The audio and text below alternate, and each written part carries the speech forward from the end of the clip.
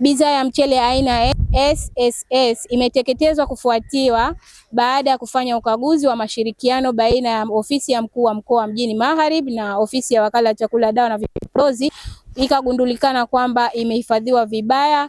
Tukafanya ukaguzi ule wa mashirikiano na tukaona kwamba haifai kwa matumizi ya binadamu, na tukachukua jukumu la kuja kuifanyia uteketezaji, ambapo leo ndo tumeifanyia uteketezaji bidhaa mchele wa aina ya SSS. Na uteketezaji huo wa aina ya chizi tumeiteketeza kwa sababu mara tu ilipoingia nchini imegundulikana kuwa imeharibika na haifai kwa matumizi ya binadamu. Lakini pia bidhaa ya mchanganyiko tani 1.5 imeteketezwa mara tu baada ya kuonekana, baada ya ukaguzi wa kila siku unaofanyika katika maduka na maghala, kuwa bidhaa tunakuwa tunachukua kidogo kidogo, lakini pia ndo tumezileta, tumechanganya pamoja na mchele, tumekuja kuzipeleka kuziteketeza.